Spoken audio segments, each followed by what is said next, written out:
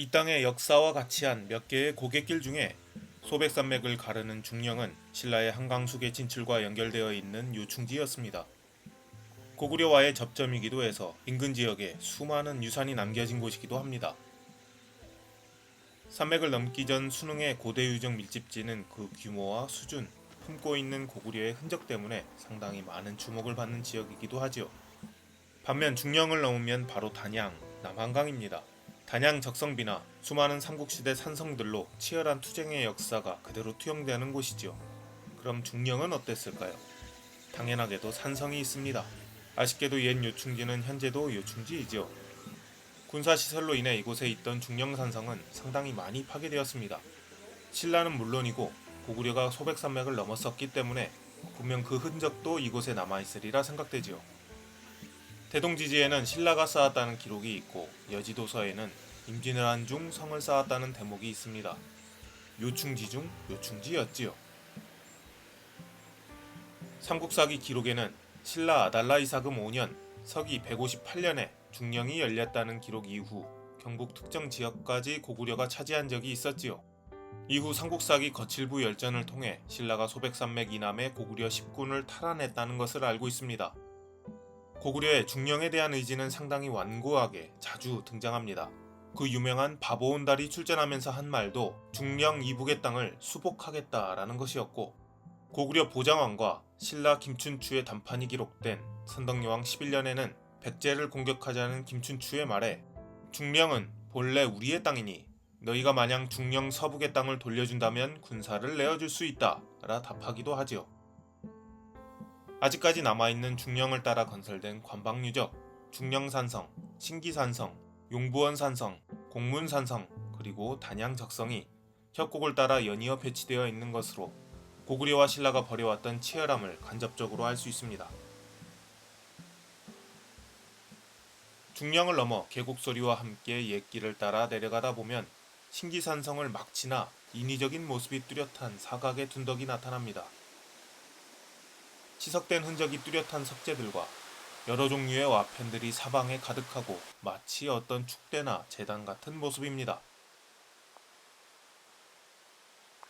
삼국유사 효소왕 때 죽지랑, 죽지랑의 신이한 탄생담이라는 기사에는 다음과 같은 이야기가 나옵니다. 술종공이 삭주 도독사가 되어 임지로 가는데 삼한에 병난이 있으니 기병 3천으로 호위케 하였는데 죽지령에 이르러 한 거사가 길을 닦는 것을 보고 거사는 술종공의 위세에 감동하여 서로 감화가 있었지요. 술종공이 임지에 도착 후 거사가 방에 들어오는 꿈을 꾸었고 부인도 같은 꿈을 꾸어 확인을 해보니 꿈을 꾼 시점에 거사가 죽었다는 것입니다. 이에 태몽으로 보고 아마 거사가 우리 집에 태어날 것이다 라고 하여 군사를 보내 고개 위쪽 봉우리에 장사 지내고 미륵불을 무덤 앞에 봉안했다는 기록입니다. 이후 부인은 태기를 보이고 곧 아이를 낳으니 이름을 죽지라 하였다는 이야기입니다. 죽지는 신라 통일전쟁의 영웅으로 모죽지랑가의 바로 그 인물입니다. 일제강점기 지도에는 보국사라는 사찰이 있었다고 되어 있고 한국전쟁이 막 지난 당시 항공사진에도 석축으로 된 사각의 구획이 확인됩니다. 보국사, 용부원리사, 삼국유사의 미륵불이 같은 곳인지에 대한 증거는 없습니다. 그렇지만 아주 심하게 파괴된 장육불상이 석축의 중심에 1000년을 훌쩍 넘는 세월을 지고 서 있습니다. 단양 용부원리 사진은 신라발의 시대 초축된 곳입니다. 계곡에 바짝 붙은 석불의 서쪽으로 얼마간의 경사지에 지형에 순응하여 건물을 배치했던 상당한 규모의 사찰이었습니다. 오래전부터 경작지로 활용되어 많은 교란이 있었으나 아직도 무수히 많은 양의 장대석과 와편들을 넓은 지역에서 쉽게 관찰할 수 있습니다. 고려시대 어굴문양 와편과 관용이라는 명문화들로 이곳에 있던 사찰의 여러 모습을 확인할 수 있었지요. 인근에는 용부원이라는 조선시대 역참이 있었습니다. 용부원리사가 신라 발해 시기부터 조선시대까지 이어져 왔다는 뜻이겠지요. 석불의 조성환경은 다듬어진 석재들의 모습과 물량으로 인해 계림령을 넘어 설치됐던 충주 미륵대원지와 유사한 모습의 석굴사원, 유사한 성격의 사찰이었으리라 생각되기도 합니다.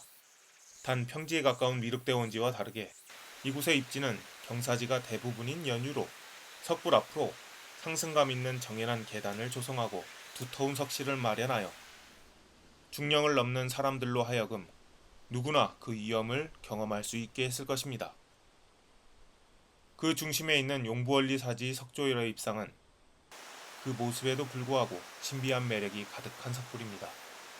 전체적인 윤곽이나 하반신의 모습, 크기에서 느낄 수 있는 조각의 수준, 주위 환경과 하나 되는 모습에서 말로 표현하기 어려운 감동을 주고 있지요. 인근 주민들은 그 모습을 사랑하여 오래전부터 정성스럽게 석굴을 모시고 있습니다.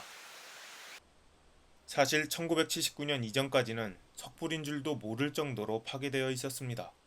세 조각으로 깨져 대좌 주변에 흩어져 있었고 머리로 짐작되는 석재는 형태를 짐작하기 힘들 정도로 훼손되어 있었습니다. 석굴을 다시 세울 때 머리를 올리지 못한 이유겠습니다. 원래 4.5m가 넘었을 큰 키의 열의 입상으로 하반신에 남은 옷이 조각된 모습과 대자 등을 통해 신라발의 시기의 것으로 추정하며 비견해 볼 수 있는 불상은 예천 동본리 석조열의 입상, 거창 양평리 석조열의 입상 등이 있습니다. 양평리 석굴이 눈에 많이 들어오지요. 용부원리 사지 석굴의 실제 모습과 많이 유사했을 것입니다. 1차선 급경사 도로가 사지 앞을 지납니다. 한반도에 사람이 살기 시작한 이후로 수없이 많은 사람, 세력, 재화가 이 앞을 지나갔습니다. 지금은 신장로와 터널로 외려 과거보다 더 적은 사람들이 지납니다. 들리는 것은 남한강으로 흘러가는 소백산맥의 계곡 물소리와 새소리, 보이는 것은 눈 아래 서쪽으로 완만해지는 단양입니다. 미륵불은 올라오는 방향인 남서쪽을 천년간 바라보고 있었습니다.